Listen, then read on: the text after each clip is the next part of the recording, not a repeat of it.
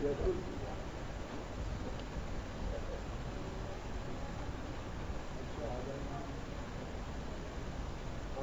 वाले थे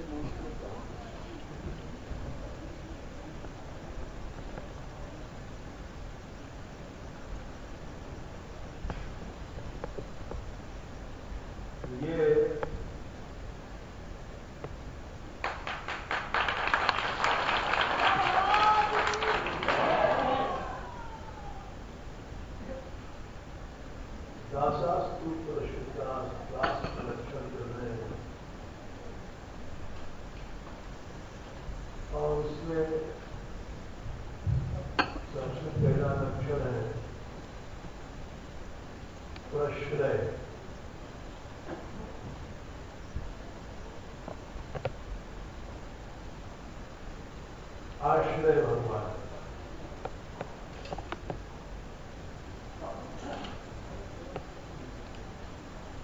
अरे महाराज आप भी आ गए। आज सब लोग हमको मूर्ख बना रहे हैं, काम कहना आप भी उस पार्टी में शामिल हो गए।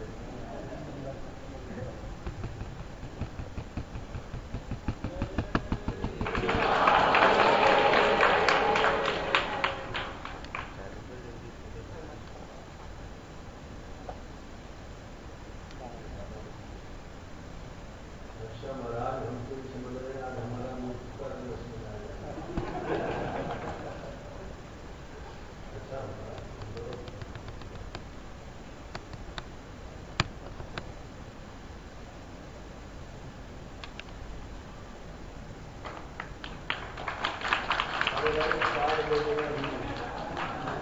लो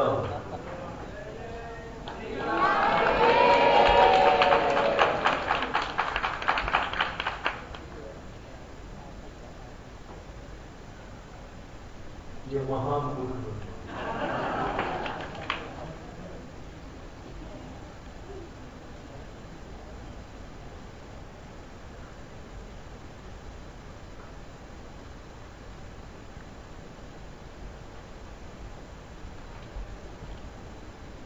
तो चलो थोड़ा सा बोल देते हैं, क्योंकि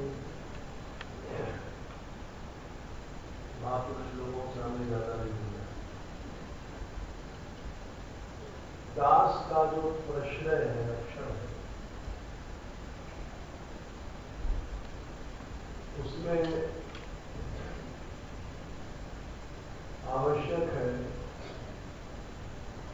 कि संसार की कोई आसक्ति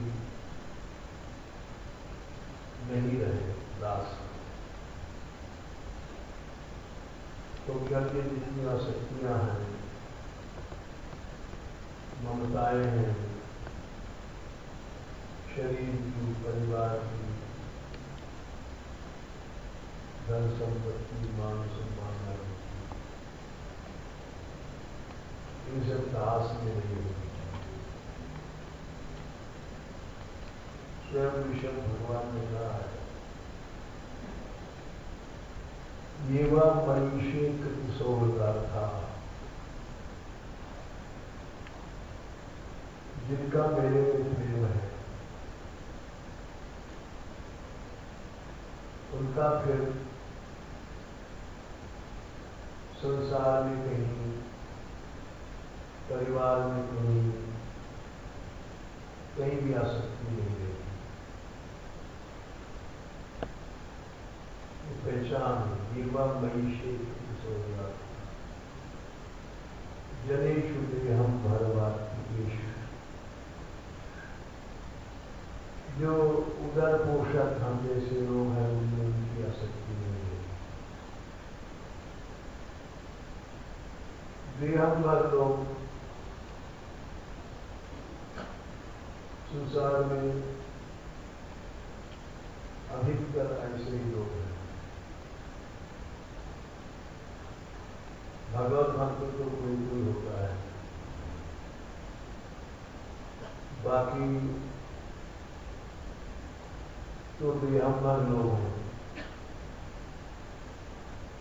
शरीर के सुख सुविधा, शरीर के पोषण को ध्यान रखते हैं। तो जो भगवान का आश्रय है उसमें तो देहम्भर होता ही नहीं है, और देहम्भर लोगों में भी प्रीति नहीं करता।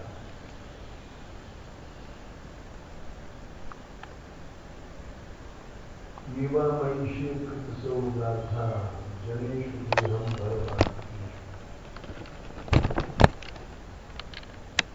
और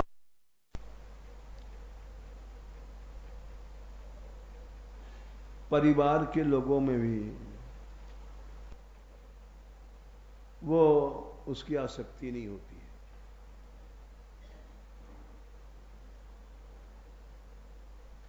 जायात्मजरात गृहेषु जायात्मजराति मत्सु।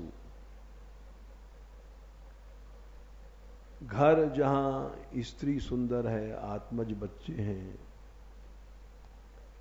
धन संपत्ति से भरा हुआ घर है,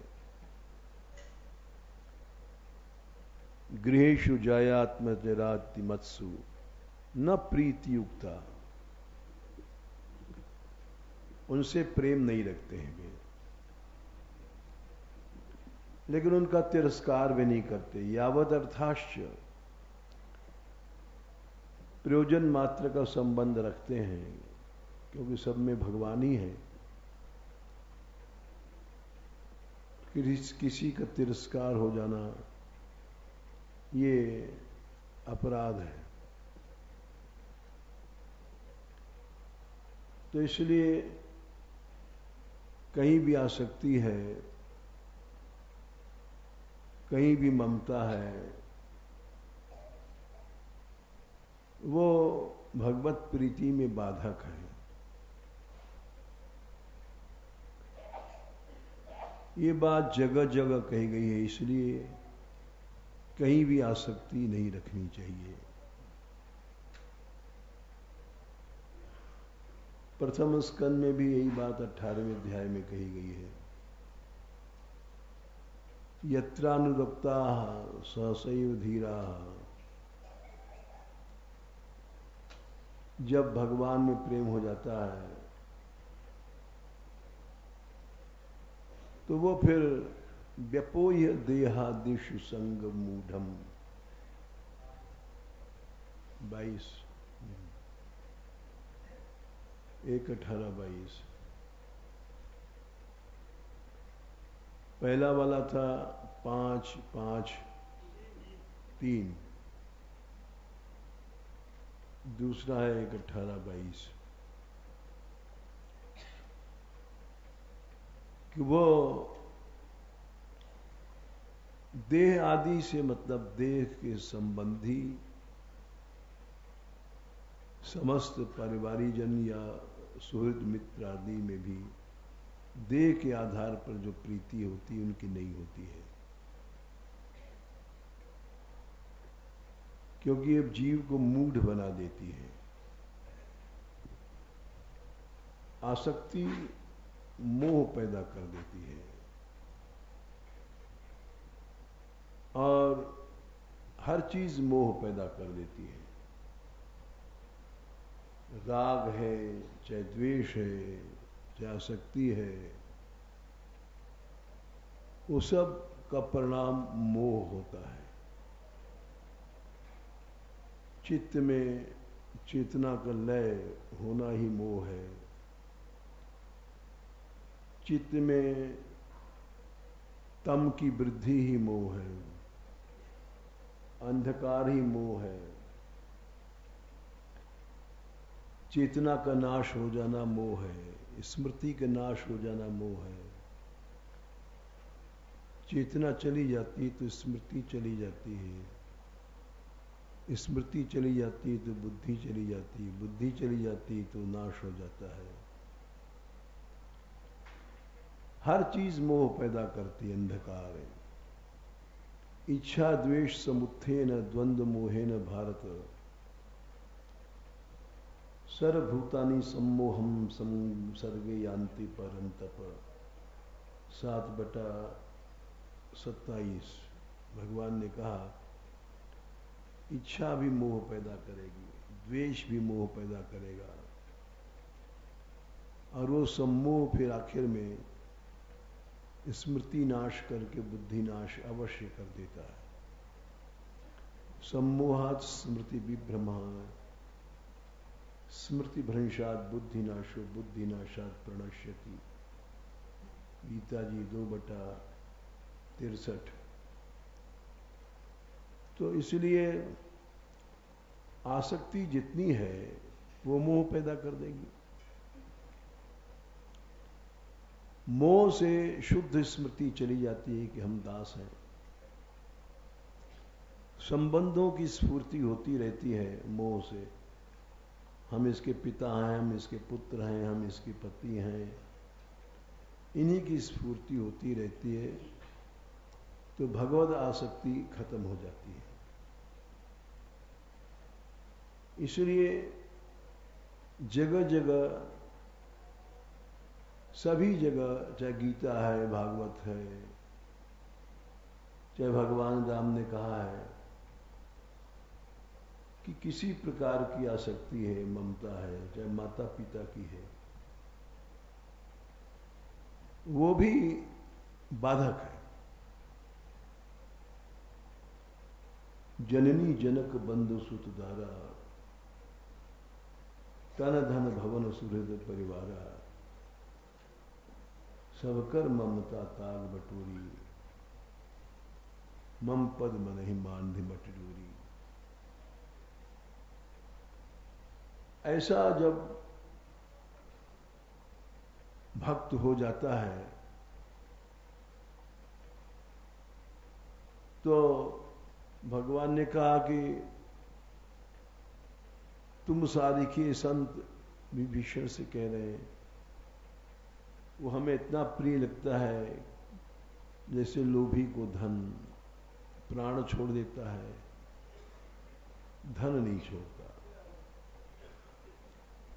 भगवान से हम प्यार करेंगे आप समस्त आसक्तियों को छोड़ करके,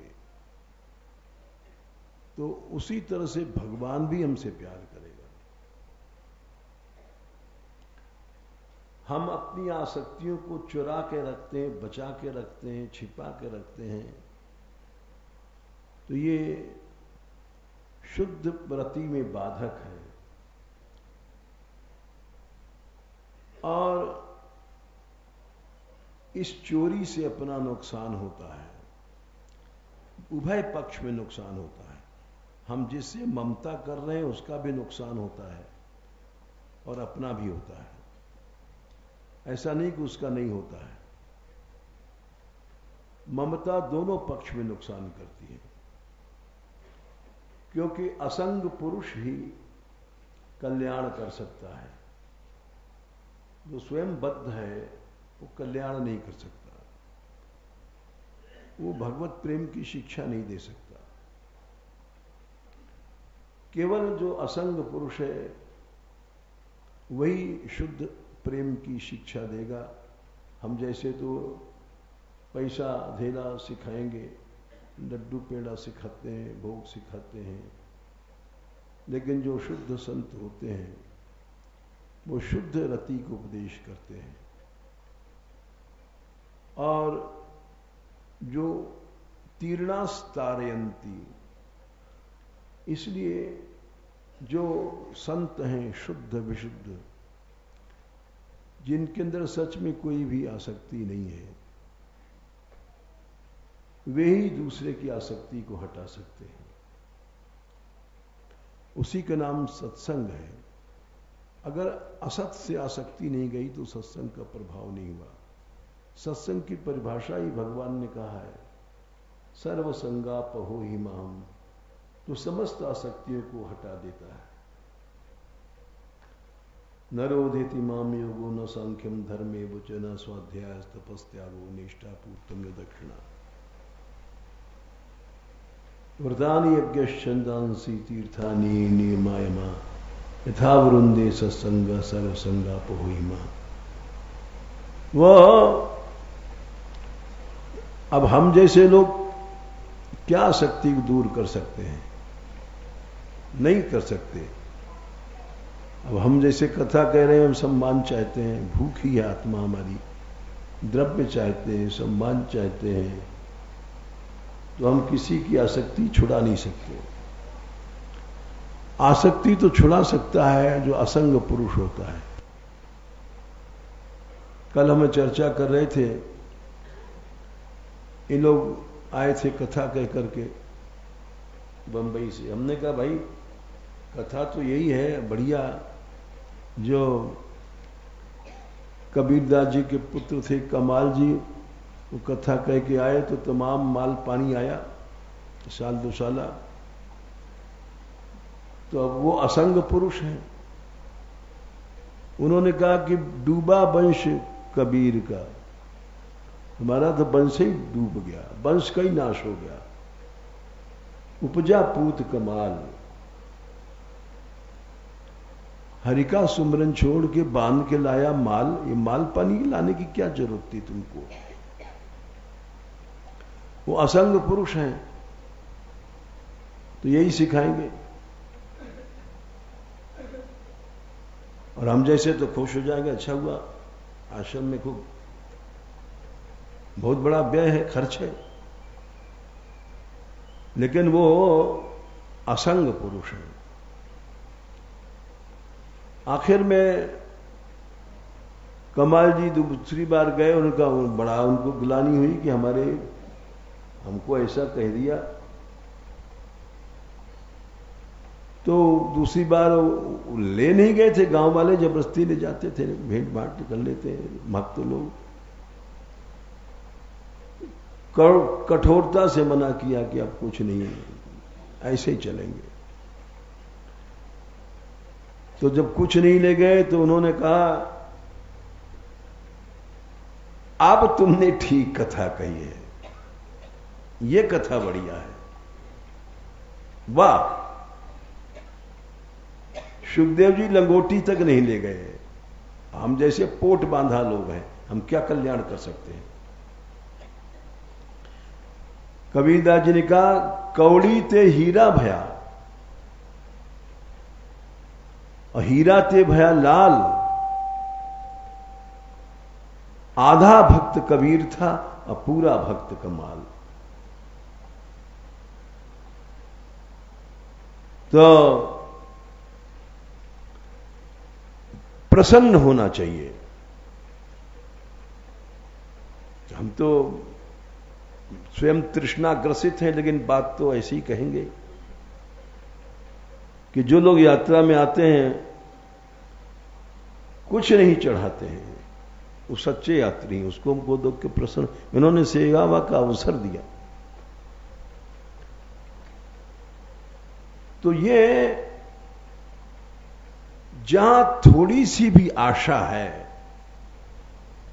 थोड़ी सी भी आशा है, वो अंधकार है। यहां तक कि कोई कहे साहब नहीं, यहां 18,000 20,000 गाय हैं, फलाना है, वो है, इतना खर्च है, ये है, वो है, तमाम यात्रा फात्रा, तो ये भी गलत है कहना। ऐसा दृष्टिकोण रखना भी गलत है कि हमारा करोड़ों का काम कैसे खर्च चलेगा। ये सब जो सोचते हैं, कहते हैं लोग, यहां गलत है, बिल्कुल गलत है। किसी दृष्टि से भी अपेक्षा की दृष्टि बिल्कुल गलत है। देखो इसका उत्तर 7 स्कंद 15 अध्याय 15। धर्मार्थमपि नेहेत, धर्म के लिए भी धन की अपेक्षा मत करो। 7:15-15। यात्रार्थम, जीविका के लिए भी नहीं करो।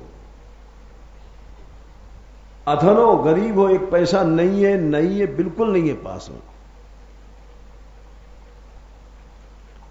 धर्मार्थमपि नेहेत यात्रार्थम वा धनोधनम। अनीहा नीह मानस्य महाहेरी विवृत्तिदा।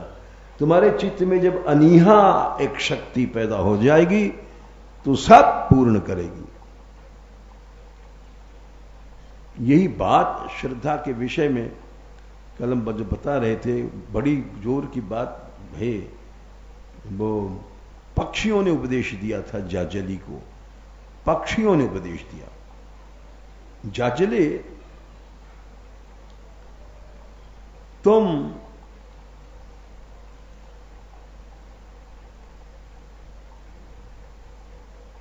अपवित्र अन्न भी श्रद्धालु का है तो वो पवित्र है, और अश्रद्धालु का कर्मकांड से युक्त शुद्ध द्रव्य भी अपवित्र है।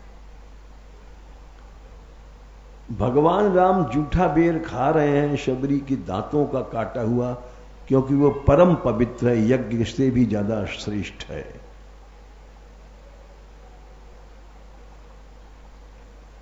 और यज्ञ भाग नहीं ग्रहण कर रहे हैं, वो पवित्र नहीं है। मिली मुनि वृंद फिरत दंडक बन सो चर्चो न चलाई। बारंबार गीत शबरी की वर्णत प्रीति सुहाई। वस्तुतः भाव से वस्तु शुद्ध होती है, श्रद्धा से वस्तु शुद्ध होती है, कर्मकांड से और टकसाल वकसाल से वस्तु शुद्ध नहीं होती है। ये उन्होंने, पक्षियों ने जाजली को उपदेश दिया था। बहुत बड़े तपस्वी थे जाजली जी, समुद्र किनारे खड़े थे, उनकी जटाओं में पक्षियों ने घोंसला बनाया, 4 महीने तक खड़े रहे, फिर अंडे दिए, फिर और कई महीने खड़े रहे, हिले नहीं, डुले नहीं। इतने बड़े ऋषि, इतने बड़े तपस्वी समुद्र किनारे, बताओ सालों तक खड़े रहे, उनको कुछ हिल नहीं सकता शरीर। ऐसा तपस्या कौन कर सकता है? शरीर हिल नहीं सकता है कि इन पक्षियों को कष्ट हो जाएगा। किंतु अहम बड़ा सूक्ष्म होता है, अहम पैदा हो गया तो भगवान संभालते हैं भक्तों को। आकाशवाणी भई कि तुम जाओ तुलाधार वैश्य के पास उपदेश लो, जो तराजू तोलता है डंडी से, घी दो, शक्कर दो, नमक दो।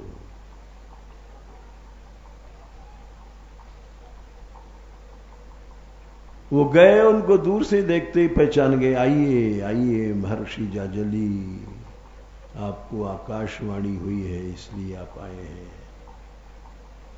समझ गए कि तो परम सिद्ध पुरुष है, आकाशवाणी भई है, बिना बताए हमारा परिचय जान गया। तो उन्होंने बताया है, एक बहुत बड़ी बात बताई, बहुत बड़ी बात। बोले जितने यज्ञ हैं संसार में, उसमें आत्मयाजी सर्वश्रेष्ठ है। आत्मयजन जो करता है वो सर्वश्रेष्ठ है। बाकी जितने यज्ञ हैं ये सब श्रेष्ठ नहीं है। और ये वही का वाक्य है जो सभी वैष्णव आचार्यों ने, क्या अद्वैत आचार्यों ने भी, वेदांत सारे आदि में हमने पढ़ा है। ये वही का वाक्य है, अश्रद्धा परमम पापम श्रद्धा पाप प्रमोचनी। ये पक्षियों ने उपदेश दिया था जाजली को, ये वही का वाक्य है। अश्रद्धा से बड़ा पाप संसार में न था, न है, न होगा। वो समस्त सत्कर्मों को जला देता है, तपस्या को जला देता है, यज्ञों को जला देता है, असत कर देता है। और श्रद्धा, वहां पर जाजली को उपदेश दिया है, जितने भी अशुद्धियां मंत्र की, तंत्र की, विधान की, वो सबको श्रद्धा पूरी कर देती है। स्वयं भगवान ने कहा 17 में, आखिरी 17 श्रद्धा त्रय विभाग योग 17वें अध्याय के अंत में, अश्रद्धया हुतम दत्तम तपस्तत्तम कृतम चयत असद इत्युच्यते पार्थ न च तत्प्रीत्य नो ये। बड़ा भारी यज्ञ किया गया, हुतम हवन किया गया, दान दिया गया करोड़ों रुपए का, और जितने सत्कर्म हैं उनमें अश्रद्धा आई और वो खत्म हो गए। ना इस समय फल देंगे, ना मरने के बाद फल देंगे।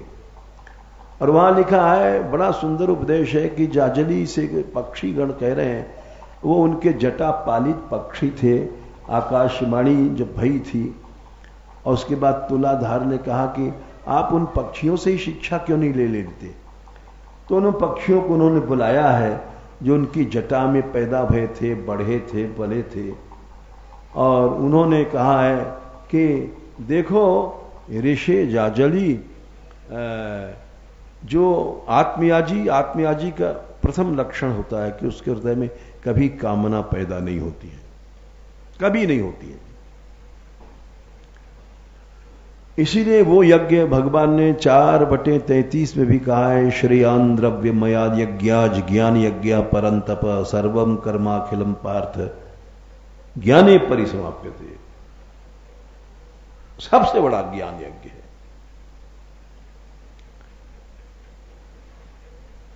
तो यहां तक कहा है कि अगर उसके पास यज्ञ की सामग्री नहीं है, घृत नहीं है, शाकल्य नहीं है, न मंत्र है, न तंत्र है, न विधान है, न कोई वहां पर ऋत्विज है, पंडित नहीं है, मंत्र बोलने वाला कुछ नहीं है, मत हो।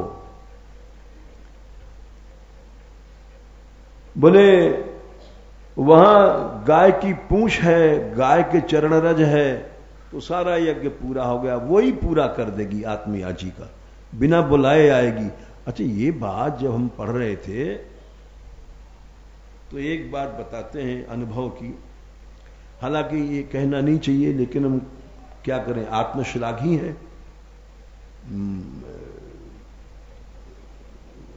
जीव है निकृष्ट, अहंता के भरे भय, लेकिन कहना पड़ता है। हम जब यात्रा उठाते हैं थे पहले, तो बिना श्रद्धा के एक मंत्र बोलते थे। बरसाने का प्रणाम करने का मंत्र है, मही भान सुतायैव कीर्तिदायै नमो नमः। ये मंत्र है बरसाने के प्रणाम करने का। मही भान के सुत वृषभान को प्रणाम है, और महारानी कीर्ति को, जो यहां की वृषभानपुर या वर्षाणा या वरसानु, कई नाम हैं इसके, जो राजा हैं या स्वामी हैं इस पुर के, वृषभानपुर के, उनको नमस्कार करते हैं। गोकुले सदा वृद्धिम प्रेक्षस्व, गोवंश का बस्ता हमको विस्तार करें, ये मंत्र हम बोलते थे। और हमने कभी भी सपने में भी नहीं सोचा था कि गो सेवा करेंगे, और बस मंत्र बोल देते थे और यात्रियों से बुलवा देते थे। तो झूठ-मूठ खेले सांचो होए, सांचो खेले बिरला कोय, झूठ मूठ का पाखंड में भी किया गया, वो मंत्र सफल हो गया। एक भी गैया न खरीदी न बुलाई, वो अपने आप ब्रजवासी लोग सब पहुंचा जाते हैं, और 18,000 से ऊपर संख्या हो गई है, 20 के आसपास पहुंच रही है। तो ये सब क्यों हुआ? प्रभु साक्षी, हमारे में कोई गो भक्ति नहीं थी, न हमने कभी गो सेवा सोचा था, न कल्पना किया था। ये हुआ एकमात्र जो हमारी समझ में आता है, ये जो आडंबर पूर्ण अश्रद्धा के हम मंत्र बोलते थे, ये उसका चमत्कार है। क्योंकि आखिर ये क्यों हुआ? जब हमने सोचा नहीं, जब हमने चाहा नहीं, कभी कल्पना भी नहीं किया, और उसका बीज भी हमारे अंदर नहीं था, गो भक्ति हमारे अंदर लेश मात्र भी नहीं थी, तो फिर ये क्यों हुआ? तो मन कहता है कि ये इसलिए हुआ कि तुमने चाहे पाखंड किया, हर यात्रा में ये बोलते हो, श्लोक बुलवाते हो, तो रानी कीर्ति जी ने सुन लिया।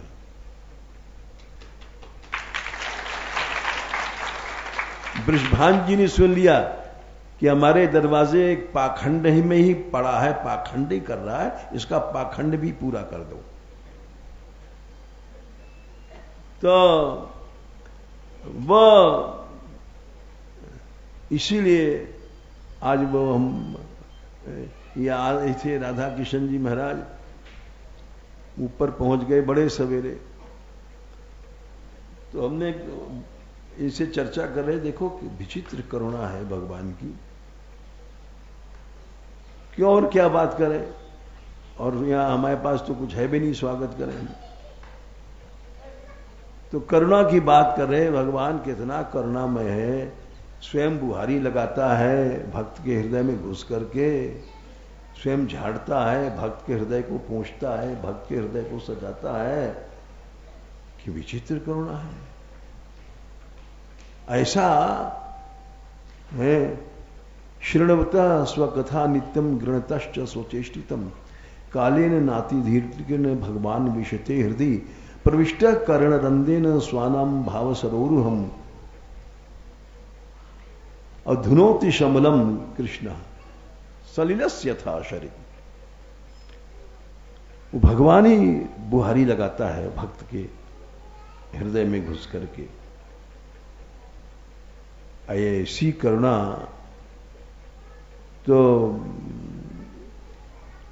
कल्पनातीत करुणा है, जो करोड़ों सूर्य भी जिस अंधकार को दूर नहीं कर सकते, भगवान ही दूर करता है। यह कर्ण नाडिम पुरुषस्य यातो भवत प्रदाम गेह रतिम छिनत्ती।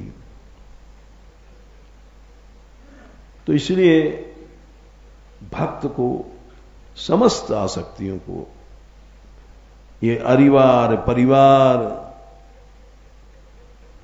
शरीर, ये सब आसक्तियां बेकार की, बिल्कुल छोड़ देना चाहिए। ये हमारा शरीर है, हमारी इंद्रियां हैं, हम जैसे लोभी चट्टू लड्डू पेड़ा दास भक्त नहीं बन सकते। भक्त जो बनता है वो देहादिषु संग मूढ़म उसको छोड़ देता है।